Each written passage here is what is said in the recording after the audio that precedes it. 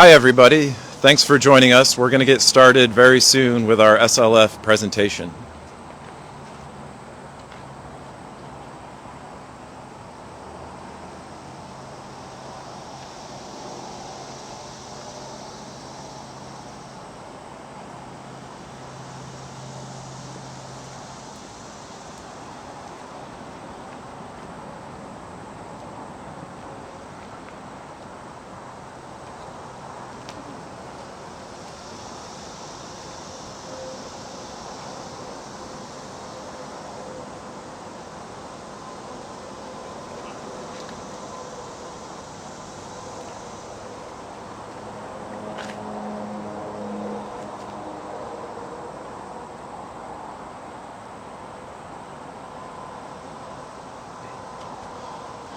Good morning everyone, and thank you for joining us out here in beautiful Ravenna. We're out here with the Department of Environmental Conservation, the Department of Agriculture and Markets, and the Integrated Pest Management Program. And today we're going to talk to you a little bit about spotted lanternfly and some of the issues that it causes and how it spreads and what you can do to reduce that spread and the damage around the state. So that you saw there was an adult spotted lanternfly. Adults and nymphs and even egg masses are really great hitchhikers and can move around the state pretty easily without us knowing. Spotted lanternfly was first found in New York on Staten Island and has since moved northward through the Hudson Valley and out into western New York through Rochester and Buffalo and the Finger Lakes area. And it's done this by hitchhiking on things such as vehicles, trains, anything that they can get onto, you name it, they'll get in and ride around the state. So one thing we want to talk about is as you're out this summer, seeing all the beautiful sights around New York, out on vacation, we just want you to stop and take a minute and look at your vehicle to make sure that you're not moving spotted lanternfly. And it's really pretty simple. They're just looking for a place, a nice warm protected place to hang out, and be protected from predation in the weather and etc. So oftentimes we see them, they'll be along the ground, they can crawl up into your wheels, up onto your tires, into your wheel wells here, and hang out up in here quite a bit. And they'll even be around the front of your vehicle. They can hop up in your grill. This is a great spot, offers a lot of protection from the wind while you're driving. They can just hang out in there and then get off at the next place that you stop. Inadvertently, you've transported them to another location. They hang out here by the windshield wipers quite a bit. Really, as you notice, anywhere protected, any of the lines along your vehicle, the hatch, the back hatch where your trunk is, in your gas cap, really anywhere they can hang out and get from place to place. And later in the season, they can even be laying egg masses on your car. And we'll get into that a little bit more later. But if you were to look down and find an egg mass later this fall inside your wheel well, you would take something simple like a credit card and just scrape it off like this. Into some hot soapy water is preferable so that we know that the egg masses die. So again, that's how you can keep track of the outside of your vehicle. And one thing that we also see is if you park in an area with a lot of spotted lanternfly, they will actually end up inside your vehicle. So if you leave the window down, you have the door open for a long period of time, maybe while you're loading stuff in and out, you should also be careful and check the interior because spotted lanternfly have been known to move on the interior of vehicles as well. All of this information would apply to any other recreational vehicles that you have outside, your RV, boat trailer, things of that nature that you're moving from your home to your camp or out to the lake or whatever, all great items to hitchhike on. So now we're going to move over to Brian and discuss what you can do in your yard and around your home to deal with spotted lanternfly. All right. Thank you, Rob. Some really important tips there. We certainly don't want to move spotted lanternfly around. I'm going to describe a couple of traps here. So my name is Brian Eschenauer. I'm with Cornell's Integrated Pest Management Program. And we're looking at the life cycle of spotted lanternfly, trying to understand it and to prevent the damage that it may cause to our crops in New York State. I'd like to show you You saw the adult spotted lanternfly there. You may have heard about the different stages. And start with this patch here. This is the egg masses. That's how they spend most of their year. From the late fall through May, they're going to be in the egg masses. Then they hatch. They become these small nymphs. They develop some color right before they become the adult spotted lanternfly that you can see there. And it's those adult spotted lanternflies that will be around for most of the summer. Starting right about now, they're transitioning into adults, and they'll remain adults until the first hard freeze. In New York City, that could be not until late December when the spotted lanternfly are killed back. And then it's that egg mass that survives again until the following year. So all of those life stages can be trapped by the two traps that we have up here. Spotted lanternfly has the drive to climb up trees. Once they're up in a tree, they can become dislodged, they can drop to the ground. The adults will even fly out, but they're not strong flyers. Eventually they'll hit the ground again. They'll be looking for another tree to climb up. So both of these traps will intercept them as they're climbing up the tree. And this one, called a circle trap, funnels them in and collects them. Here you can see a live one and a nymph that was trapped in this circle trap. There are instructions to build these circle traps online. You can also purchase them for under $20. You can find them online. So that is a circle trap that funnels them in here. And if we move over here, we have sticky traps. So this is fly paper that you can buy and wrap around a tree. It has adhesive material on it. So as those spotted lanternfly nymphs and adults are climbing up, they get stuck to this sticky material. Well, those insects that are there are attractive to birds that like to feed on insects, so it's really important if you're going to use a trap like this to have this screening material above the sticky trap, because birds could fly down and actually get stuck on that material. We definitely don't want that to happen, so if you're using this, you have to use some screen. And this is just a fiberglass screen that was bought at a hardware store, just cut, wrapped around, and we just put it on with thumbtacks there. So those are a couple ways in your backyard you could handle your management of spotted lanternfly. You can also use vacuums. People are liking using handheld vacuums, both on their vegetables in their garden if you have the nymphs there, and on trees. Sometimes it's a shop vac that folks will be putting to this use rather than around the house. Also, there are insecticides. If you feel it's necessary, you just have to follow the label directions to make sure you're using those correctly. And there's a list of the insecticides that are available for use on spotted lanternfly on New York State's Integrated Pest Management website on spotted lanternfly. All right, so those are some tips for handling it in our backyard. New York State Department of Agriculture and Markets has been doing a lot statewide with spotted lanternfly, and so I'm going to turn it over to Scott and Colin to talk about some of their work.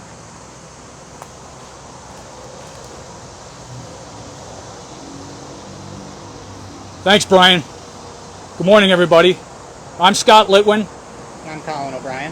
And we're horticultural inspectors for the Department of Ag and Markets, New York State.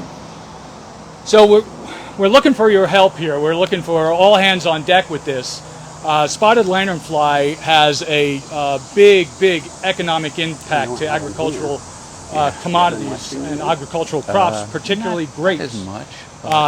New York, believe it or not, is the #1 grape producer east of the Mississippi.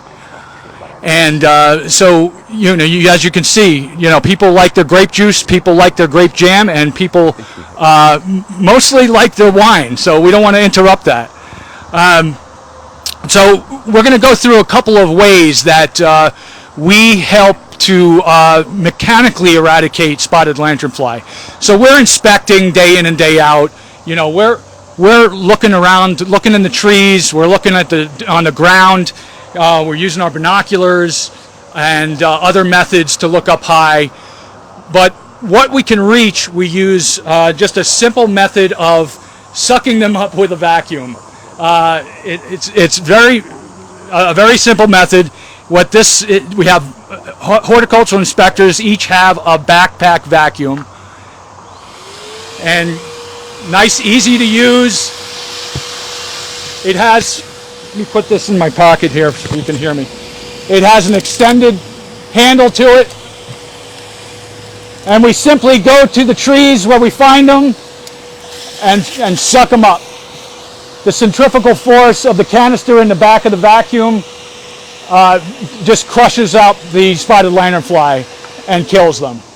So we're doing this during the season, which is right now when the adults are flying, when there's still some immature stages of the spotted lanternfly out there, which they're hopping all over the place. They're plant hoppers. So they're easy for us to spot when we do find them, and they're in such numbers and dense masses that this simple backpack vacuum will drastically reduce the numbers in a said infestation that we find. So a great tool for us to use.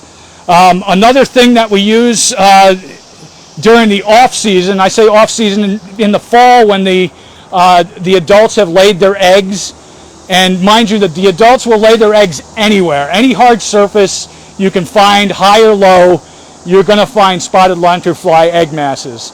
So the folks at the DEC mentioned your car. It's not only that, it's bricks, it's a tool shed that you might have in the backyard. We have a rail yard behind us here, and they love the freight cars just sit and sit. It's a ideal object for a spotted lanternfly to lay an egg on. So when we find them, we use just a simple putty scraper on a pole, and we just scrape the egg masses. The egg masses are like a mud type smear on the tree or on the hard surface, and we know what they look like on ailanthus. They're easy to see on maple, and some of the grapevine, we have to look for them a little harder. But you want to make sure when you do scrape them that you're scraping with a little bit of firmness, so you really crush the eggs and you're not just popping them off the surface where you find them. So that's a great tool. Each of us have one of those. And lastly, the very, very raw, simple method is this spotted lanternfly information card that we all carry. And we use these, we carry them with us, so when we find egg masses that don't necessitate a pole scraper, we're just basically scraping the eggs right there. It's a nice rigid card like a credit card, and we eradicate the egg masses that way too. So if you have a credit card or something hard, putty scraper, anything that you can find, definitely use it. And also, you want to report it as well. Colin, I'm going to hand over to you. Colin has another method for detection of the spotted lanternfly, and it's very interesting. The technology is amazing. It's a drone. Colin is a certified drone operator, and we have a drone here to show you how we detect spotted lanternfly in those high up parts where maybe these aren't effective as much. So Colin, I'll hand it over to you. Thank you, Scott. So yes, I am one of the 6 pilots with New York State Agriculture Market that got the FAA 107 drone license. So we have just started our drone program. It's in its infancy, but we found it's very useful for surveying for spotted lanternfly. It allows us to get to places that we couldn't get on foot, whether it's high up in a tree or along a hillside in a deep ravine, or along railways or truck stops where it's quite dangerous to be. We can fly the drone around a rail car, up over a semi-truck, and be able to inspect without having to climb around in a dangerous area. So I can do a quick demo here. I'll just take off and I'll fly the drone around this tree behind me just so you can see it in action.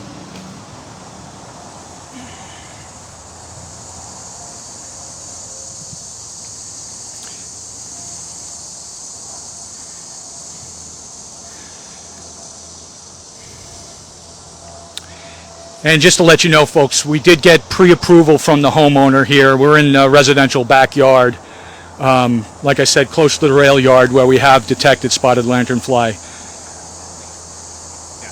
Sorry, I let it sit a little too long and it shut off. It'll just be a minute to turn on.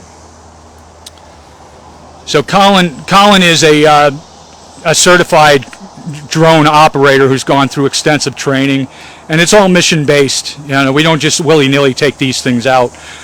This is a specific mission that we're on today, and Colin has specific instructions on how to operate the machine and where to go and where not to go. So we're in kind of a tight space in quarters here, but Colin will be able to get it up in a second. It's in rest mode right now, so the drones will prove to be very useful for those hard to see spots, because it can encircle the tree 360 degrees in areas where, you know, we obviously would have to use a man lift or use tree climbers to see otherwise.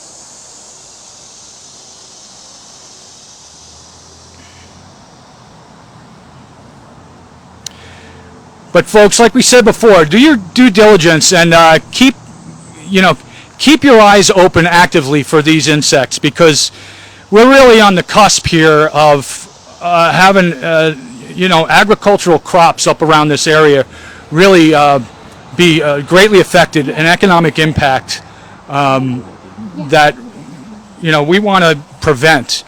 We don't want it to turn into what it's turned into in some of the southern states, where they just the horses kind of left the barn down there. So we're trying to prevent that. As you know, the Finger Lakes region is known for its grape production. The Capital region as well is a large grape producer, and we want to protect that agricultural commodity. Okay, Colin's about ready to take off here.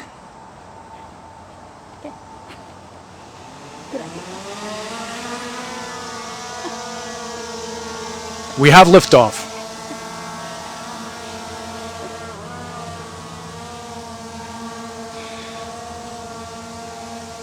Now, Colin has access to some automatic modes that these drones have as a feature. And what are we in right now, Colin? Right now we're just in manual mode. I'm just flying this using joysticks, almost like a video game controller.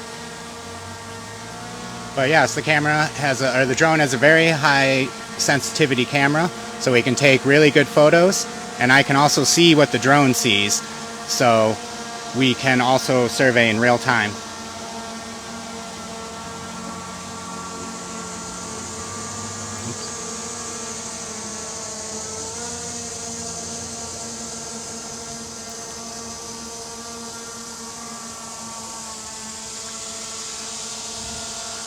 Alright, so we'll bring it back down for a landing now.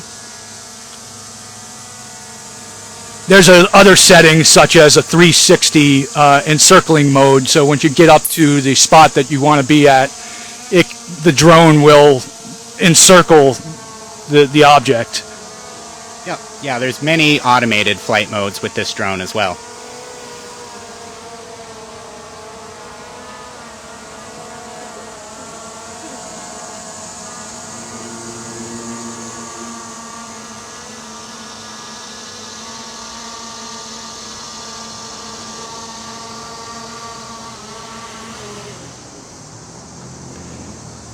Touchdown. So yeah, that is an example of how we can use a drone.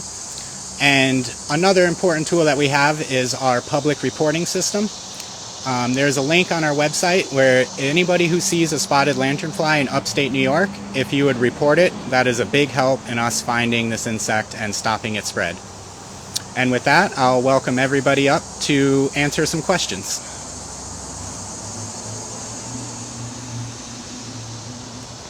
All right. And we're getting questions live on our phone, so we'll be taking a look at those as we go along here. But one of the questions is, will anything eat spotted lanternfly? And yes, fortunately, there are some natural predators that are around, including spiders, praying mantis, an insect called wheelbugs, and it seems like those populations are building where spotted lanternfly is, maybe taking advantage of this new food source. So that kind of natural predation is happening. Also, there are some fungi that, with the right conditions, will affect spotted lanternfly. So there is some natural biocontrol that's going on, and there's some research underway to look at bringing in other biological controls. So there's some hope for the future in that way. Chris, you want to take the next one? Yeah, good morning, everybody. I'm Chris Logue. I'm the director with the Division of Plant Industry, and really glad that you tuned in and got to see what our team between DEC and Ag and Markets have been working on. We had a question about whether all invasive species are treated equally or worked with in sort of an equal manner. And in a perfect world, that would be the case, but we have to look at what science we have available. We have to also look at the types of damage that the invasive species might do, and also how they move around. So there are differences in how we deal with various things. And just kind of playing off of the question that Brian answered about things that'll kill spotted lanternfly, we had a question also about, can we introduce a natural predator to eradicate them? And there's a lot of work that's going on within the research community to try to identify those natural predators in the places in the world where spotted lanternfly is native. But there's a lot of regulatory challenges and a lot of scientific challenges and questions that have to be answered before we import something to try to take care of this. So we always try to be very, very careful about that, so we understand and know that whatever we're bringing in as a predator is not going to cause collateral damage. Hi, I'm Rob Cole. I'm a forester with Department of Environmental Conservation. And so we had some questions about how far north it's been found in the Hudson Valley and where else maybe it's been seen in the Finger Lakes this year. So we have it all the way up into the Capital District around Albany and out in western New York in Buffalo, Rochester, and we had a recent find in the Romulus area right in the heart of the Finger Lakes. So it's definitely moving around, and we are continuing to find it this year. So we know where it is, and again, so we want to be on the lookout in those areas outside, moving north. There was a previous question about cold tolerance, so we do expect it, to move north up toward the Adirondacks. May not survive in the Adirondacks, but certainly in the low-lying, warmer locations around the Adirondacks. So a good portion of New York is susceptible to this insect. The next question is, has spotted lanternfly only been detected in the Finger Lakes region, or is it in other areas? That's a great question. We have found spotted lanternfly infestations in other areas. It's been very spotty, but because of the number of inspectors that we have and working jointly with the DEC, we've eradicated those spots that we've found the infestations in. So, it's an urgency to it when you do find them. So if you can get them right away, you can reduce the numbers because they're not very mobile. And we've found them in spots where they're clustered in a stand of Ailanthus in a specific spot, and we just all the king's horses get to that site and we get rid of what we've found. So yes, there has been other spots, but right now the Finger Lakes region is the one spot we're concentrating more on. Yeah, that's great, Scott. Important to report it if you see it. And so my name is Brian Eschenor. I'm with Cornell's Integrated Pest Management Program. And another question that came in is, well, what kind of damage do they do? And that's really a good question. So you'll notice the foliage of a plant that they're feeding on looks fine. They're actually tapping into the pipework of the tree, the xylem and the phloem, and they're extracting sap. And that can be really harmful for our grapevines, especially when they're feeding late in the season. They're removing so much sap that the plant doesn't have the reserves to adequately survive the winter, and so that following spring they might not come back. So we really want to prevent that late season feeding, particularly in our vineyards, and our vineyard managers know that, and they're out there scouting for them through the growing season. Anything else? So, Brian, there's another question here about other insects such as pollinators in the traps. Yeah, you know, that's a good question. We certainly want to avoid bycatch, but luckily, and so that is anything that is not intended to go into the trap, we're not seeing a whole lot of that in these traps, and we've been using them for 3 or 4 years now in New York State. We do see ants occasionally that are in the traps, but we're not seeing a whole lot of pollinators. I don't think I've ever seen a honeybee inside a trap. Any more questions? There we go. So, I don't know that we have any more questions here, but I really would like to thank everybody for listening to what we had to say today and watching the presentations. We really do appreciate the public's help, and we really want to encourage folks to go to our website, www.agriculture.ny.gov, and look at the Spotted Lanternfly reporting tool. And in particular, if you're in areas upstate and you have not seen spotted lanternfly, it's really important, if you do see it, that you let us know.